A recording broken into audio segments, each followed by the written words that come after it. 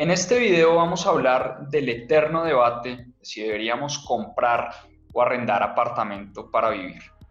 Y como todo en el mundo de las inversiones, debemos ponerlo en términos de ventajas y desventajas. ¿Y cuáles son las ventajas de comprar un apartamento? Bueno, por un lado esto es un activo refugio, un activo que nos da disciplina todos los meses de abonar a esa cuota del banco en el caso en que yo me endeude para comprar apartamento y se convierte como en una especie de ahorro obligado. Por otro lado, yo voy a empezar a construir historial crediticio, voy a empezar a crear patrimonio, ¿sí? Por esta compra también voy a tener, dependiendo de la ley del país, pero muchas veces voy a tener descuento en impuestos por los intereses que pago por ese crédito hipotecario. Voy a tener también la valorización del activo. Es muy probable que los activos que yo compre para inversión se valoricen año a año. Y estos activos a su vez nos protegen contra la inflación. Las inversiones en el sector inmobiliario son activos que nos protegen contra la inflación. ¿En qué sentido? Que si la inflación crece, generalmente el precio de los inmuebles crece también con la inflación. Y también se puede convertir en una oportunidad de negocio, porque yo puedo comprar ese apartamento para rentarlo y para volverlo una inversión. Y por otro lado también hay desventajas de comprar apartamento. ¿Cuáles son esas desventajas? Muchas veces yo cometo el error de no contemplar todos esos costos y gastos asociados a la compra de un apartamento. ¿Cuáles son esos costos y gastos? Costos hipotecarios, de seguros, impuestos, mantenimiento, remodelaciones, etc. Por otro lado, la cuota inicial de ese apartamento, que generalmente es alrededor del 30%, pues de todas maneras es un monto importante que yo voy a tener que destinar si me quiero hacer a un inmueble o a una inversión de estas. La valorización de la que hablábamos hace un rato no siempre es automática, siempre hay un riesgo de que mis inmuebles o mis inversiones no se valoricen. Cuando yo no hago una buena tarea y no hago una buena investigación, puedo correr el riesgo de que mis inversiones no se valoricen todos los años en el tiempo. Otra de las desventajas es que no es fácil mudarme. Si yo vivo en ese apartamento, no es fácil mudarme y no es un activo tan líquido. Si yo necesito esa liquidez inmediata, pues vender un apartamento de un día para otro no va a ser tan fácil, es un tema que toma tiempo. Fuentes de ingresos estables, pues eso me obliga a mí a tener fuentes de ingresos estables si yo me estoy endeudando a 15 o 20 años para pagar un crédito. Y muchas veces los gastos de intereses pues no son gastos que no son recuperables. Lo mismo pasa con el tema arriendo. ¿Qué pasa cuando yo arriendo un apartamento? Porque lo que muchos dicen es que usted cuando arrienda, usted lo que está es botando esa plata o casi que tirándola a la basura en vez de abonar ese dinero para comprar un apartamento. Esto es un tema que no siempre es cierto y hay que mirarlo con lupa. Y es que arrendar también tiene muchas ventajas. Lo primero, no tenemos que pagar arreglos de nada. Si una tubería se rompe, si hay una gotera, yo simplemente llamo al dueño del apartamento y hago que me lo arreglen. Yo no tengo que pagar por esos arreglos. Lo otro es que podemos irnos cuando queramos, no estamos atados a vivir ahí 10, 15, 20 años, sino que tenemos esa flexibilidad de movernos rápidamente. Cero deuda, en este caso yo no me tengo que endeudar con un banco a 15, 20 años, sino me tengo que comprometer a hacer unos pagos de deuda todos los meses.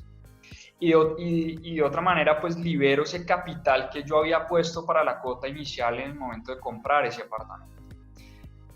Y en ese sentido me estoy ahorrando, entre comillas, un dinero todos los meses que puedo invertir, porque generalmente las cuotas que pago al comprar apartamentos son mucho mayores de la cuota que pago de arriendo. Entonces yo en teoría me estoy ahorrando un dinero todos los meses. Pero también arrendar tiene sus desventajas.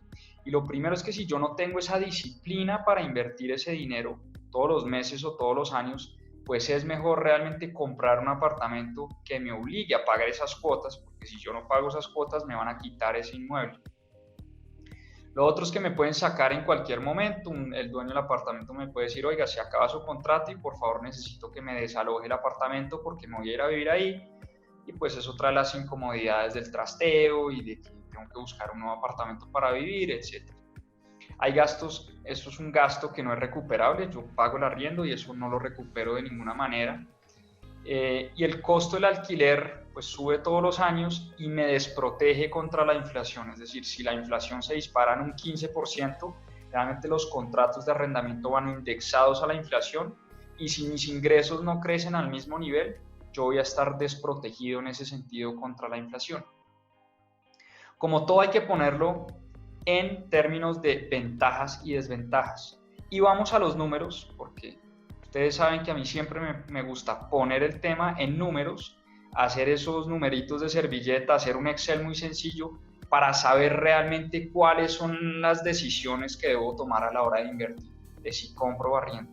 Y en este caso hice unos números que son hipotéticos y dependen de varios escenarios, pero aquí estoy asumiendo que compro un apartamento de 500 millones de pesos con una cuota inicial del 30%, es decir, me voy a endeudar en el 70% y me voy a endeudar a 15 años.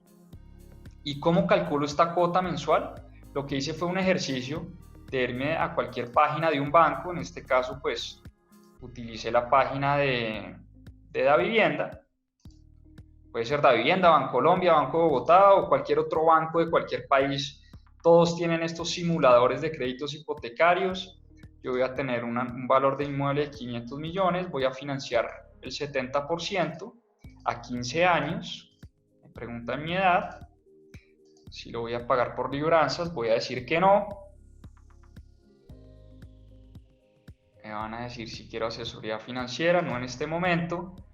Y como ustedes pueden ver, la cuota del crédito hipotecario mayor a vivienda de interés social está alrededor, dependiendo del tipo de tasa de interés que yo escoja, pero alrededor de 4.126.000 pesos, que es lo que tengo acá. También voy a asumir que voy a pagar una administración por ese apartamento, unos gastos de mantenimiento, el predial, y todos estos gastos los voy a mensualizar. Voy a coger el predial del año, pero lo voy a mensualizar en aras del ejercicio para saber cuánto voy a terminar pagando al mes. La valorización, cuotas extraordinarias y lo mismo los gastos notariales y de registro que se pagan al momento de yo comprar el apartamento. Simplemente que aquí los mensualicé y los puse en un término de 15 años como para tener una idea de más o menos cuánto estaría pagando yo en promedio de gastos por comprar ese apartamento. Eso me da unos gastos de 5.241.000. Y aquí el ejercicio que voy a hacer es muy sencillo. Yo voy a asumir que a los 15 años ese apartamento ya me queda libre, ya es mío y lo voy a vender. Y esa venta es simplemente un valor futuro de esa inversión de 500 millones. A una tasa voy a asumir que ese inmueble se me valorizó todos los años en 5% durante 15 años. Eso me da que esa inversión de 500 millones me da para una venta de 1.039 millones. Voy a pagar una comisión inmobiliaria, generalmente que uno paga por alguien que le ayuda a vender ese apartamento del 3%, y unos gastos notariales. Eso me da que mi venta neta antes de impuestos es de alrededor de 1.000 millones. ¿Contra qué voy a comparar esto? Contra el escenario de arrendamiento. Y voy a asumir también que un apartamento de 500 millones de pesos lo puedo arrendar alrededor del 0.4% mensual, es decir, alrededor de 2 millones de pesos más una cuota de administración. Yo voy a estar pagando 2.500.000 pesos por arrendar un apartamento de las mismas características. Y aquí es donde yo digo que viene el tema importante del costo de oportunidad. ¿Qué es el costo de oportunidad? Al final yo lo que tengo que saber es en qué otra inversión o de qué otra manera yo invertiría esa cuota inicial y esos ahorros mensuales que me está generando arrendar mi apartamento, y eso es lo que voy a comparar contra el gasto de compra. Entonces, mi costo de oportunidad en este caso son 150 millones de pesos, que es el costo de la cuota inicial. Y yo voy a suponer que esa cuota inicial de 150 millones de pesos la voy a invertir. A eso nos referimos con el costo de oportunidad. Yo puedo poner, en vez de comprar un apartamento, voy a poner a invertir ese dinero a una tasa del 8% durante un periodo de 15 años. Eso me da un valor futuro de 475 millones de pesos en 15 años. Y por otro lado, lo que yo les decía del ahorro mensual.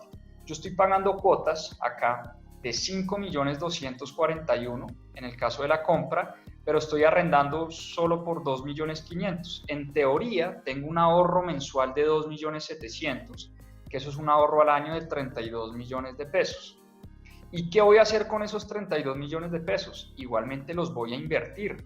Si yo todos los años me estoy ahorrando alrededor de 32 millones de pesos, pues hago el mismo ejercicio de valor futuro. Esos 32 millones de pesos invertidos al 8% todos los años durante un periodo de 15 años, eso me da un valor futuro de 893 millones de pesos, más el valor futuro de los 475 millones, me va que en 15 años yo voy a tener, si invierto bien ese dinero, un valor futuro, un valor de arriendo de 1.300, un valor futuro de esa inversión de 1.369 millones. Al final, cuando yo comparo esa diferencia, me da que en el caso de que yo hubiera arrendado, en vez de comprar apartamento, yo voy a tener 366 millones de pesos más en 15 años. Entonces, volvemos a la moraleja de este video. Hay que hacer los números, hay que hacer los escenarios. Este escenario contempla muchos supuestos. Cada uno tiene que entender cuáles son esos supuestos, porque varían de persona a persona, varían los montos, varían los arriendos, varían los ahorros, varían la capacidad de inversión del 8, el 9, el 10, el 6, el 5, dependiendo de mi habilidad de inversión. Pero al final, el tema es que es muy bueno hacer este tipo de ejercicios porque me va a permitir tomar mejores decisiones de inversión. Y como lo decía en la presentación, al final esto se resume en 3 palabras: costo de oportunidad. En vez de yo invertir para comprar un apartamento, ¿qué puedo hacer o en qué podría invertir ese dinero? Y ahí es cuando voy a comparar las dos opciones y ahí es cuando voy a tomar las mejores decisiones. No estoy diciendo que sea mejor comprar o que sea mejor arrendar.